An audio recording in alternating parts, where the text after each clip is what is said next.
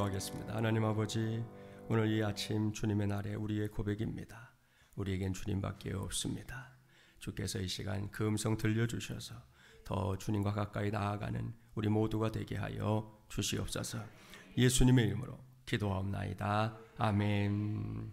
서로 축복하겠습니다. 십자가를 지고 부활의 길로 나아갑시다. 한 번 더 축복합니다. 실족함이 없는 믿음으로 삽시다. 할렐루야. 오늘은 십자가를 지고 부활의 길로 7번째 시간입니다. 오늘은 주님이 계신 곳, 그곳은 사람이 있는 곳이다 라는 제목으로 하나님의 말씀을 전하도록 하겠습니다. 오늘도 저는 십자가를 지고 부활의 길로 라는 큰 주제하에 하나님의 말씀을 전하려고 합니다. 혹 어떤 성도들은 부활절이 지난 지 벌써 보름이나 지났는데 왜 목사가 아직까지 부활이라는 주제의 말씀을 전하나 궁금해할지도 모르겠습니다. 저는 그런 궁금증 이해합니다. 왜? 한국교회의 풍조가 그러한 궁금증을 만들어주는 온상이기 때문입니다. 이런 말씀이에요. 매년 부활절을 준비하는 절기가 사순절이라는 거 뭐 다 아시죠? 자, 이 절기는 무려 40일이라는 긴 시간 동안 경건하게 지켜집니다. 그렇다면 부활절은요? 대부분의 교회들이 부활의 감격과 기쁨을 부활절 당일로 다 끝내버립니다. 언제부터 이렇게 됐는지는 모르겠는데요. 그야말로 하루만 반짝하고 많은 부활절이 되어버린 겁니다.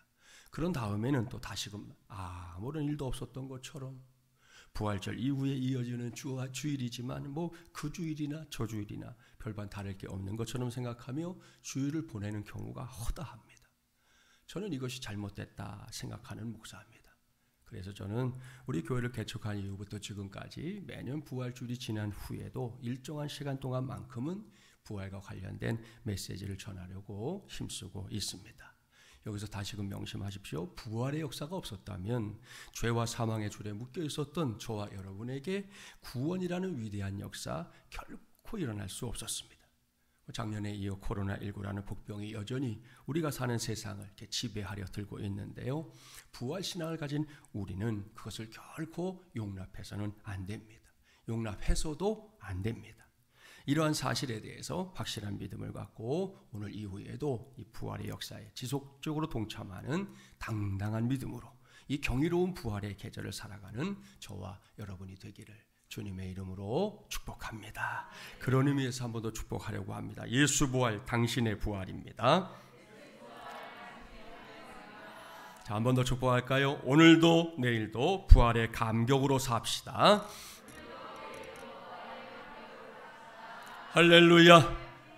어떤 의미인지 아시겠죠? 꼭 우리가 그렇게 살게 되기를 바랍니다. 그런 의미에서 오늘도 저는 먼저 십자가를 지고 부활의 길로 나아가신 예수님의 뒤를 여러분과 함께 바짝 따라가 보려고 합니다. 이를 위해 우리는 예수님을 따라 새로운 지역으로 들어가 봐야 하는데요. 본문 1절 말씀에 따르면 그곳은 거라사인의 지방입니다. 그렇습니다. 예수님이 제자들과 함께 갈릴리 바다 건너편에 있는 이 거라사인의 지방에 들어가고 있는데요. 자, 이 말씀을 마태복음 8장에서 보면 갈릴리 바다 근처에 위치한 이 가다라라고 하는 지방이라는 것을 알 수 있습니다. 예수님이 바로 그곳에 들어가신 건데요. 그곳에서 예수님이 만난 한 사람이 있습니다. 그가 어떤 사람인지 성경에서 확인해 보겠습니다. 본문 2절부터 5절 저와 여러분이 한 절씩 교독해 볼게요. 2절 제가 먼저 읽습니다. 배에서 나오심에 곧 더러운 귀신 들린 사람이 무덤 사이에서 나와 예수를 만나니라.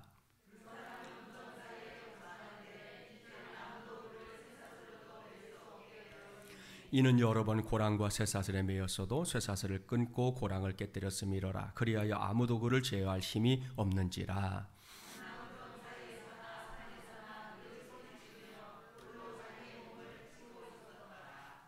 자, 여러분 이 말씀을 보세요. 참으로 우리의 마음을 아프게 만드는 한 사람 등장합니다. 성경의 표현을 그대로 옮기면 그는 귀신 들린 사람 그랬습니다. 이 얼마나 안타깝고 가슴 아픈 일입니까? 우선 그의 상태를 확인해 보십시오. 이게 장난이 아니에요. 그의 거처가 무덤이다 그랬습니다. 이건 사탄의 성향을 알 수 있는 중요한 단서입니다. 여러분, 우리를 구원하시는 성령은 생명의 영입니다. 믿습니까? 할렐루야. 따라서 성령의 역사가 일어나는 곳에는 언제나 죽었던 것들도 살아나는 역사가 일어납니다. 하지만 사탄은 죽음의 영이지요. 따라서 사탄이 좋아하는 곳은 다름 아닌 죽음의 자리입니다. 이러한 사탄의 영향력이 오늘날에도 죽은 사람들의 묘자리 정하는 일을 놓고 계속되고 있다는 거 아시죠? 묘자리를 잘 써야 후손이 잘 된다. 그래야 우리 가문이 일어선다. 묘자리를 좋은 곳에 둬야 자자손손 재물의 복을 받는다 등등 이런 말들로 사람들을 호도하는 일들 여전히 21세기에도 벌어지고 있습니다. 거기에 덧붙여서 이 무덤에 관련된 이야기들 의외로 많습니다. 이 담력 훈련에 참가한 두 여자가 마지막 고수인 공동묘지를 지나가고 있었습니다. 그들은 두려움이 앞섰지만 애써 태연한 모습으로 걸어가고 있었는데요. 어디선가 톡톡톡 하는 소리가 들리는 거예요. 깜짝 놀란 두 여자가 공포에 질려서 엉금엉금 기어가고 있는데 저 앞에서 망치와 정을 두고 묘비를 이렇게 쪼고 있는 한 노인이 보였습니다. 그제야 두 여자가 안도의 한숨을 쉬며 말했죠. 아유 할아버지 귀신인 줄 알고 깜짝 놀랐잖아요. 그런데 이 늦은 시간에 여기서 뭐 하세요? 그랬더니 할아버지가 웅얼거리는 목소리로 이렇게 대답했다는 거예요.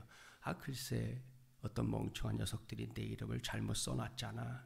그래서 고치는 중이야. 그랬대요. 이게 무슨 말인지는 들을 끼는 사람만 들으면 됩니다. 한 가지 더 볼까요? 한 할아버지가 손자의 손을 잡고 동네 공동묘지를 산책하고 있었습니다. 동네에 산책할 곳이 그렇게 없어요. 공동묘지 가서 산책하게.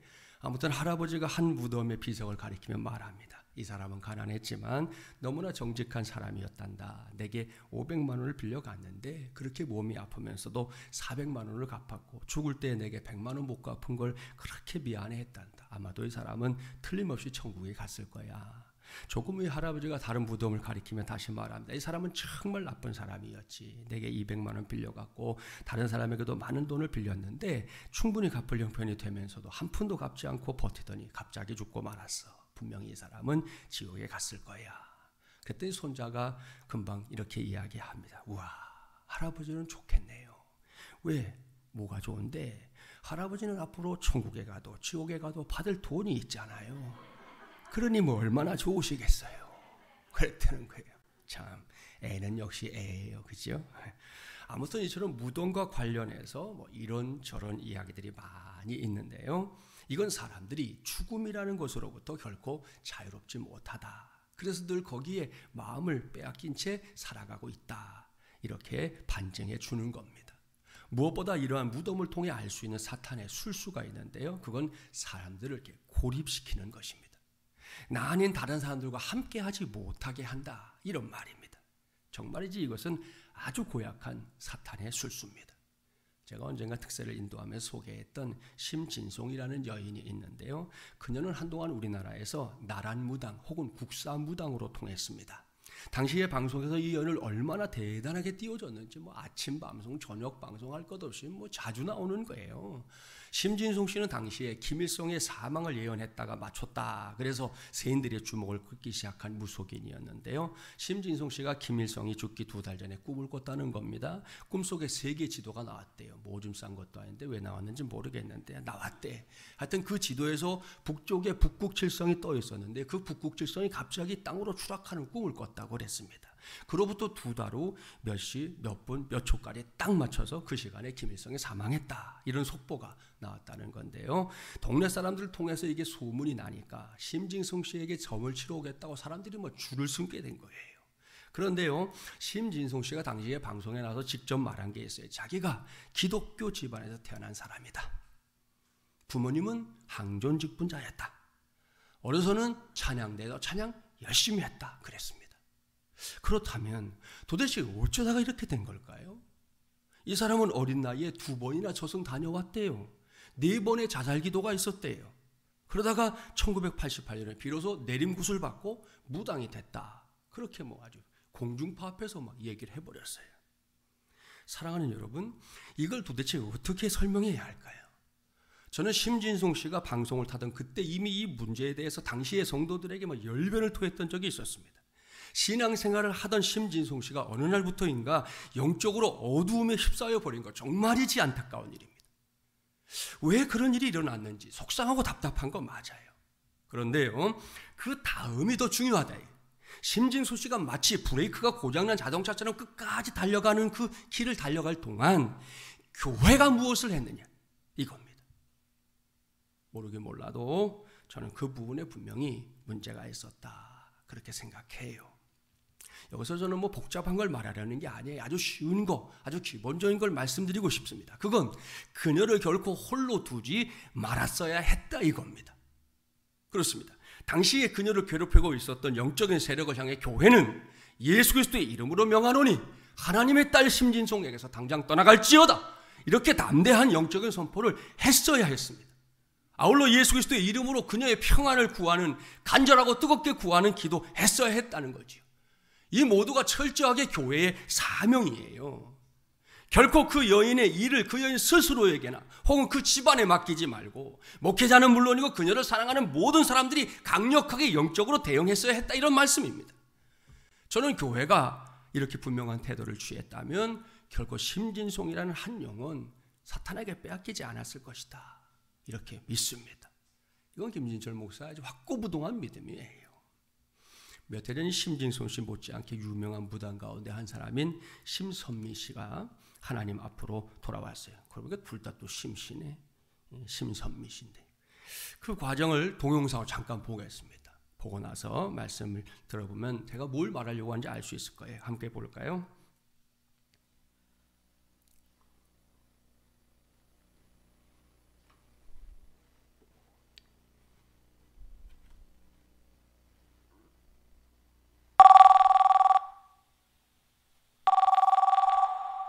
네, 이제 마지막 전화 하나 받아보겠습니다. 여보세요? 여보세요? 안녕하세요. 반갑습니다. 저는 무속인이에요. 굿, 점사, 테마, 연고치고 또 제자도 키워나가는 그런 일을 했었죠. 집안 전체가 무속 집안이죠. 제가 먼저 신을 받고 그러면서 26년간 무속 생활을 해왔습니다.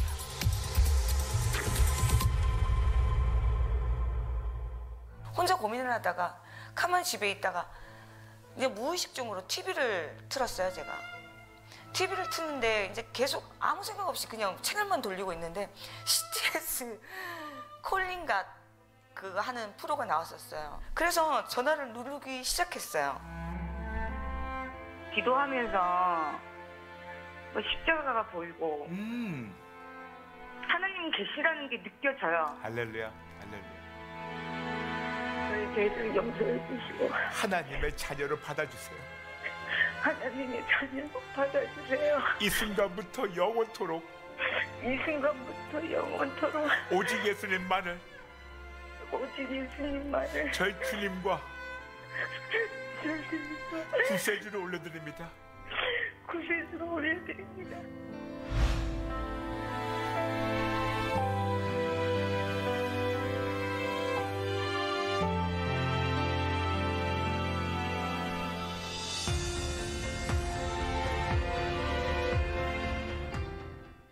잘 보셨죠? 모든 영광을 하나님께 돌립니다. 여러분, 이게 교회의 역할이고 이게 먼저 구원받은 성도된 저와 여러분의 역할입니다. 그런데 오늘 주신 말씀을 보십시오. 본문에서 우리가 만나고 있는 이 사람 역시 심진송 씨와 다를 게 없었습니다. 이 사람과 한 마을에서 자라고 한 마을에서 살았던 사람들 뭘 하고 있습니까? 그들은 영적인 문제로 고통스러워하는 그를 쇠사슬로 묶어놓으려고 했을 뿐 진정으로 그 사람의 친구가 되려 하지 않았습니다. 이들이 얼마나 이기적인 사람들이었는지 압니까? 본문 16절 17절 말씀을 보세요. 귀신을 들려 고통당하던 이 사람을 예수님이 고쳐주시자 그들이 뭐라고 말합니까? 제발 거라사 지방에서 떠나달라, 이렇게 요구하고 있습니다. 자신들에게 뭔가 성가신 일이 일어날지도 모른다, 이렇게 생각했기 때문입니다. 거라사 지방의 사람들, 이런 사람들입니다. 매우 이기적이고 비겁한 사람들이라는 말씀이에요. 아무튼 이렇게 이기적인 사람들 속에서 사람이면서도 사람 취급도 받지 못한 채 무덤 속에서 자해하며 살던 이 사람이 드디어 자기를 사람으로 취급해주는 분을 만난 겁니다. 그분은 바로 우리의 주님 예수 그리스도입니다. 그는 먼 발치에서 예수님을 보더니 예수님께 막 달려왔습니다. 그리고는 뭐라고 말합니까? 본문 7절과 8절 말씀 함께 봉독해 볼까요? 큰 소리로 부르짖어 이르되 지극히 높으신 하나님의 아들 예수여, 나와 당신이 무슨 상관이 있나이까? 원하건대 하나님 앞에 맹세하고 나를 괴롭히지 마옵소서 하니 이는 예수께서 이미 그에게 이르시기를 더러운 귀신아 그 사람에게서 나오라 하셨습니다. 아멘. 사랑하는 여러분, 잘 보십시오. 귀신 들린 사람이 예수께 달려와서 자기를 괴롭히지 말고 그냥 지나가 달라 부르짖습니다. 여기서 우리는 이 부르짖음을 잘 봐야 합니다. 이건 그 사람의 외침이 아니에요. 그렇습니다. 이 부르짖음은 그 사람을 괴롭히고 있었던 귀신의 외침입니다. 성경은 그 사람이 예수님을 향해 달려와서 이렇게 외치고 있는 이유 명백하게 밝힙니다. 무엇입니까? 그건 예수님께서 그가 예수님을 찾아오기도 전에 이미 더러운 귀신을 향해 더러운 귀신아 그 사람을 더는 괴롭히지 말고 그 사람에게서 나오라 이렇게 준엄하게 선포했기 때문입니다. 할렐루야. 여러분 여기서 우리는 다시금 우리가 주님을 사랑하기 전에 먼저 우리를 사랑해 주시는 주님의 위대한 사랑, 놀라운 사랑 확인할 수 있습니다. 그렇습니다. 지금까지 단 한 번도 내가 먼저 주님을 사랑한 적이 없습니다. 도리어 우리는 이 핑계 저 핑계 내세우며 주님의 부르심을 외면할 때가 더 많았습니다. 예수님을 생각하면 괜히 신경 쓸 게 많아질 것 같아서 적당히 모른 척하면서 지냈던 시간들 꽤나 많습니다. 하지만 주님은 한결같은 분이에요. 그리고 언제나 우리보다 먼저 우리를 사랑해 주시는 분입니다. 그 사랑 때문에 오늘도 우리 모두가 이렇게 이 자리에 있게 된 줄 믿습니다. 마찬가지입니다. 귀신 들려 고통당하던 이 사람도 예수님이 먼저 사랑하셨습니다. 예수님은 그가 예수님 앞에 달려오기 전에 먼저 그 사랑으로 그 사람을 괴롭히고 있었던 귀신에게 떠나라 명령했던 겁니다. 그 이후의 일 잘 아시죠? 당시에 이 사람을 괴롭히던 귀신의 이름은 군대다 그랬습니다. 여러분이 갖고 있는 성경 하단 각주를 보면 그게 무슨 의미인지 알 수 있어요. 헬라어로는 레기온이라고 하는데요. 이건 로마 군대의 여단 규모를 말하는 겁니다. 이 얼마나 많은 귀신들이 그에게 붙어 있었는지 알 수 있는 단서 아닙니까? 저 귀신 하나가 괴롭힌 게 아니에요. 여러 귀신이 지금 이 사람을 괴롭히고 있었다 하는 그런 의미입니다. 그러니 얼마나 고통스러운 일입니까? 아무튼 군대 귀신은 자신들이 그 사람을 떠나 들어갈 곳을 찾았습니다. 그러다가 근처에 있는 돼지떼를 발견하고는 거기로 자신들이 들어갈 걸 청했습니다. 그때 어떤 일이 일어났는지 볼까요? 본문 12절 13절 저와 여러분이 한 절씩 교독합니다. 12절 제가 읽습니다. 이에 간구하여 이르되 우리를 돼지에게로 도내어 들어가게 하소서 하니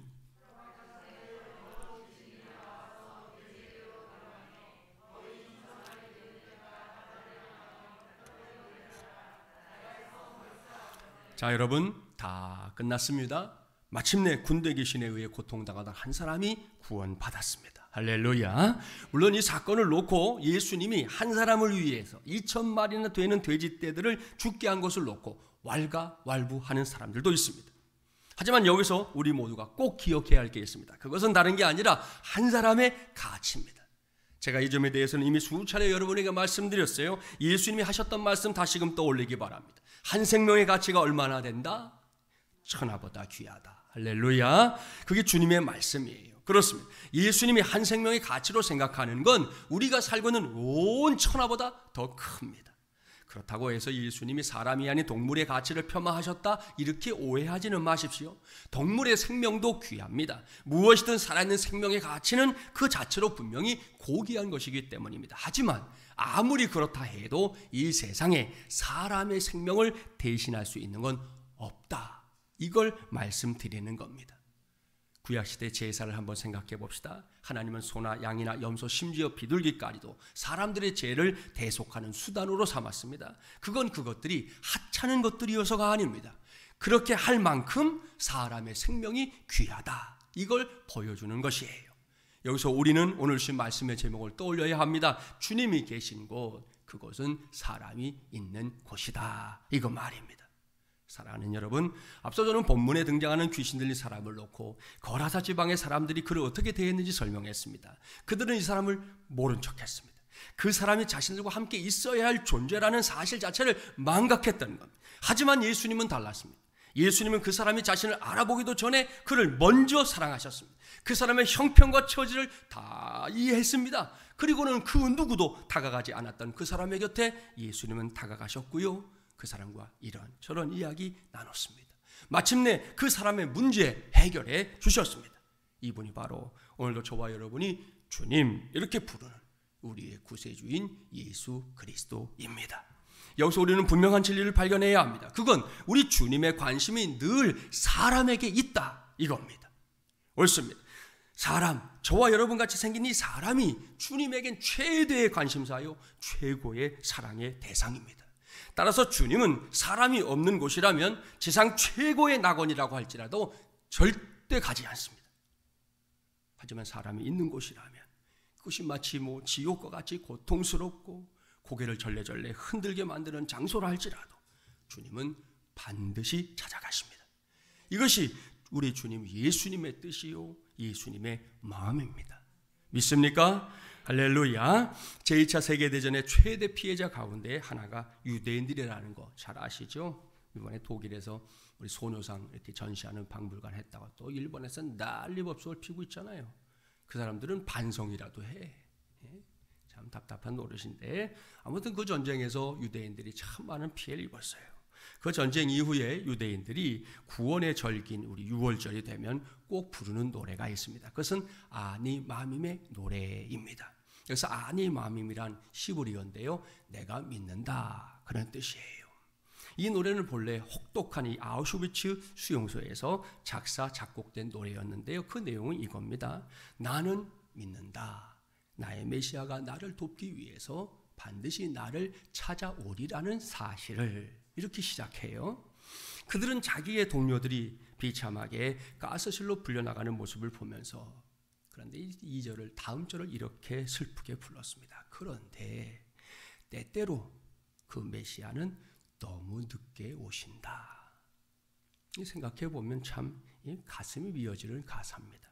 그런데 바로 그 소용소 안에 있었던 외과 의사 출신의 한 젊은 유대인, 이 노래 부르는 걸 거절했습니다. 왜? 그의 마음속에는 하나님에 대한 확고부동한 믿음이 있었기 때문입니다. 내가 주의 영을 떠나 어디로 가며 주의 앞에서 어디로 피하리이까? 내가 하늘에 올라갈지라도 거기 계시며 스월에 내 자리를 펼지라도 거기 계시니이다. 내가 새벽 날개를 치며 바다 끝에 가서 거주할지라도 거기서도 주의 손이 나를 인도하시며 주의 오른손이 나를 붙드시리이다. 아멘. 이것이 시편 139편 7절부터 10절까지에 기록되어 있는 다윗의 고백인데요, 이 고백이 곧 젊은 의사의 믿음이었습니다. 그는 자신의 삶을 향한 하나님의 뜻이 있기 때문에 절대로 허망하게 죽지 않을 것이다 확신했습니다. 그래서 그는 수용소에 gat혀 있을 수밖에 없고 언제 가스실로 끌려갈지 모르는 상황 속에서도 자신의 추한 모습을 다듬기 시작했습니다. 다른 동료들은 죽음을 받아들인 듯 체념하고 깊이 잠들어버린 한밤중에도 그는 홀로 일어나서 어느 날 우연히 죽게 된 유리 파편 조각 하나를 가지고요, 날카롭게 갈아서 피가 날 정도로 면도를 했습니다. 그 다음날 아침 또다시 죽음의 사자처럼 나치 군병들이 그들의 방을 찾아와요. 그런데 나치 군병들은 수염 하나 없는 창백한 이 청년의 모습을 보고는 차마 그를 죽음의 가스실로 데려가지 못하고 매번 다른 사람을 데리고 갔습니다. 깨끗한 청년의 모습 속에서 삶을 향한 강렬한 의지가 보였기 때문에 죽이기에는 너무 아깝다, 이런 생각을 자기들도 모르게 했다는 거죠. 그로부터 얼마 지나지 않아 전쟁이 끝났습니다. 그는 매우 적은 수의 생존자들 중에 하나가 되어 풀려났습니다. 그는 자신을 향해 활짝 열려있는 수용소의 문을 빠져나오면서 아니 마밈의 노래를 이렇게 고쳐서 불렀습니다. 나는 믿는다. 나의 메시아가 나를 돕기 위해 반드시 나를 찾아오리라는 사실을. 그런데 사람들은 너무 서두른다. 사람들은 너무 서둘러 믿음을 포기한다. 그의 일기가 이제 후에 공개됐는데요, 그 일기 속에 이런 글귀가 있어요. 고통 속에서 죽음을 택하는 것은 가장 쉽고 가장 나태한 방법이다. 죽음은 그렇게 서두를 것이 못 된다. 죽음 앞에서 살아보려는 부활의 의지, 이것이 새로운 창조다. 그렇게 썼어요. 할렐루야. 전쟁이 끝난 뒤 그는 스웨덴으로 가서 병원을 개업했고요, 해마다 6월절이 되면 유대인들은 다 인척들이 모이거든요. 그들과 함께 앉은 자리에서 이 가정만큼은 전혀 다른 아니 마밈의 영가를 불렀습니다. 사랑하는 여러분, 여기서 2021년 부활의 계절을 살아가는 코로나19라는 복병과 함께 이 계절을 살아가고 있는 저와 여러분, 우리 자신의 모습을 진지하게 돌아보기 바랍니다. 우리는 종종 열심히 기도하다가도 때때로 우리의 기도가 응답되지 않고 우리의 삶이 막혀있다 생각하면 곧바로 하나님을 원망하거나 하나님 앞에서 불평을 드러낼 때가 있습니다. 많습니다. 그리고는 깊은 회의에 빠져서 하나님은 내 삶을 신경 쓰지 않는다고, 혹은 너무 더디 오신다고 스스로 결론을 내려버립니다. 그러나 이러한 절망의 한복판 속에서도 코로나19 시대에도 우리는 이 유대인 청년 의사처럼 이렇게 노래를 바꿔서 불러야 될 것입니다. 아닙니다. 그가 늦게 오시는 것이 아니라 우리가 너무 서두르고 있을 따름입니다. 주님은 내가 있는 곳에, 바로 그곳에 반드시 찾아오십니다. 반드시, 반드시, 반드시. 할렐루야. 사랑하는 성도들이여, 이걸 믿으십시오. 믿되 아주 확실하게 믿게 되기를 주님의 이름으로 축복합니다. 기억하십시오. 이건 김진철 목사의 말이 아닙니다. 하나님의 말씀이 성경이 쉴 새 없이 증거하는 하나님의 뜻입니다. 오늘 주신 말씀만이 아닙니다. 성경 구석구석을 펼쳐보십시오. 예로부터 많은 사람들이 하나님을 찾아 헤맸습니다. 도대체 하나님이 계신 곳이 어딘지 알고 싶어서 그들 모두가 몸부림을 쳤어요. 그렇게 찾다 사람들이 내린 결론 중에 하나, 갖은 우상들을 만들어낸 겁니다. 자연 만물 속에서 신적인 경이로움을 발견하고는 그 앞에 가서 두 손이 발이 되도록 빌게 된 건 말입니다. 그런가 하면 철학적인 변증을 통해 신적인 존재를 찾는 사람들도 있었습니다. 그러나 이러한 시도들 다 실패로 끝났어요. 여기저기서 각종 미신을 양산하거나 혹은 사람들의 이성을 만족시키는 국한된 설명에 그치고 말았습니다. 그런데 오늘 주신 말씀을 잘 보세요. 성경을 구석구석 살펴보세요. 하나님의 말씀은 하나님이 계신 곳이 어딘지 정확하게 말씀합니다. 우리 주님 예수 그리스도께서 계신 곳이 어딘지 너무나 정확하게 말씀하고 있습니다. 그곳은 다른 곳이 아니에요. 하나님의 형상대로 지음을 받은 사람이 있는 곳, 바로 그곳에 주님이 계십니다. 반드시 계십니다. 그렇습니다. 우리가 믿거나 말거나 인정하거나 말거나 주님이 그곳에 계시다는 것은 분명한 사실입니다. 여러분, 나와 함께 계시고요, 당신과 함께 계십니다. 우리와 함께 계십니다. 이것이 오늘 이 시간 우리 모두의 고백이 되기를 주님의 이름으로 축복합니다. 그러한 맥락에서 오늘 우리 교회가 힘써보려고 하는 게 있어요. 그건 다름 아닌 남성교회와 여전도회, 그리고 신설되는 실버교회 총회입니다. 여기서 질문 하나 해볼까요? 우리 교회, 주님의 몸된 교회라는 거 믿습니까? 할렐루야. 그렇습니다. 여러분, 우리 교회는 칭모단체가 아니에요. 우리 교회는 끼리끼리인 사람들이 모여서 뭔가를 도모하는 그런, 여러분, 동아리가 아닙니다. 우리 교회는 철저하게 분명하게 누가 뭐라 해도 주님은 몸된 공동체입니다. 여기서 몸된이라고 하는 표현에 주목해야 됩니다. 여러분이 자신의 몸을 살펴만 봐도 금방 알 수 있듯이 몸은 어느 하나로 구성되는 게 아니에요. 흔히 백체 그러잖아요. 사람의 육체를 놓고 백체 그러거든요. 그렇게 다양한 것들이 모이고 모여서 하나 될 때, 같이 움직이고 같이 생각하고 같이 살아갈 때, 그때야 비로소 몸, 이렇게 말할 수 있는 거예요. 우리 교회 안에 세워져 있는 남선교회와 여전도회, 그리고 오늘 신설되는 실버교회, 이 모두가 우리 교회를 주님의 몸으로 세우는 백체 중에 하나인 것입니다. 그러한 역할을 하라고 해야 해서 오늘 총회를 하는 거예요. 그러니 이걸 남의 일이다 이렇게 여기면 안 됩니다. 전적으로 나의 일입니다. 혹 시간이 어렵거나 상황이 안 돼서 일부 오는 분들은 더군다나 그럴 수 있는데, 또 코로나19 때문에 부득불 오프라인에 오지 못해서 총회에 참석하지 못하더라도 이건 나라는 사람이 주님의 몸된 교회를 세우기 위해 반드시 힘써야 할 일이라는 것, 이것만큼은 명심하기 바랍니다. 그래야 할 때 저와 여러분이 모이는 그 자리가 오늘 전한 말씀처럼 우리 주님이 계신 자리, 함께 하시는 자리가 될 줄 믿습니다. 말씀을 마무리합니다. 오늘 계속해서 말씀드린 대로 주님은 사람이 있는 곳에 계십니다. 따라서 주님의 몸된 교회는 하나님의 자녀들로 인정받은 사람들이 모여있는 이 교회는 당연히 우리의 주님 예수 그리스도께서 함께 거하시는 공간이 되어야 할 줄 믿습니다. 이를 위해서 교회는 언제나 또 어디서나 주님께서 함께 하시는 교회다운 교회다움을 늘 드러내야 할 줄 믿습니다. 이러한 영적인 사실 결코 잊지 마십시오. 다시금 강조합니다. 주님은 사람이 있는 곳, 바로 그곳에 계십니다. 또 반드시 계십니다. 그렇습니다. 반드시입니다. 아마도 혹은 어쩌면 기대하기는 등등이 아니에요. 반드시입니다. 무슨 일이 있어도 어떤 상황에서도 하늘이 두 쪽 난다 해도, 심지어 사탄이 판을 치는 세상에서도, 코로나19가 계속해서 극성을 부리는 중에도 사람이 있는 곳에는 주님이 반드시 계십니다. 그 주님은 우리를 먼저 사랑해 주신 주님이에요. 우리를 불러주시는 주님이에요. 우리를 고쳐주시는 주님이에요. 무엇보다 부활의 권능을 친히 보여주신 주님입니다.